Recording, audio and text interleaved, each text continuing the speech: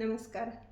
आज आषाढी एकादशी आणि आज आषाढी एकादशीमुळे प्रत्येक घरात पांडुरंगाचं भजन, उपवास, कीर्तन चालू आहे. मनोमन प्रत्येकजण आज विठ्ठलाची भक्ती करत आहेत. आज घरोघरी उपवास केला जात आहे आणि उपवासामध्ये आपण जे काही पदार्थ खातो त्या पदार्थामुळे आपल्या शरीरामध्ये काय जाते, जास्त प्रमाणात कार्ब जातात आणि ते कार्ब जाऊ नये म्हणून आपण आज जर स्वीट पोटॅटो म्हणजे जर रताळी खाल्ली तर आपल्याला त्यापासून लोह मिळणार आहे आणि त्याच्यामध्ये भरपूर प्रमाणात फायबर असल्यामुळे ते तुम्हाला पोटभरीची जाणीव पण करून देईल आणि त्यापासून भरपूर सारे खनिजं पण आपल्याला मिळतील.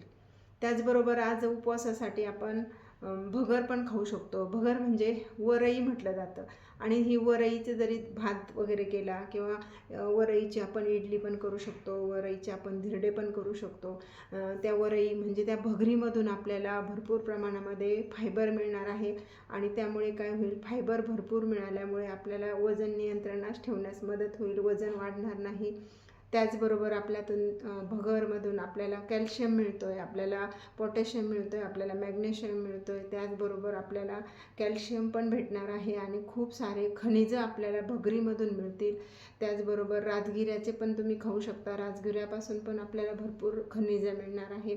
अशा प्रकारचा जर आपण आज उपवास केला म्हणजे आजची जर एकादशी केली तर खरोखर आरोग्याच्या दृष्टीने ती चांगली राहणार आहे. तर करूया आपण आजचा उपवास एकादशीचा ह्याप्रमाणे. थँक्यू.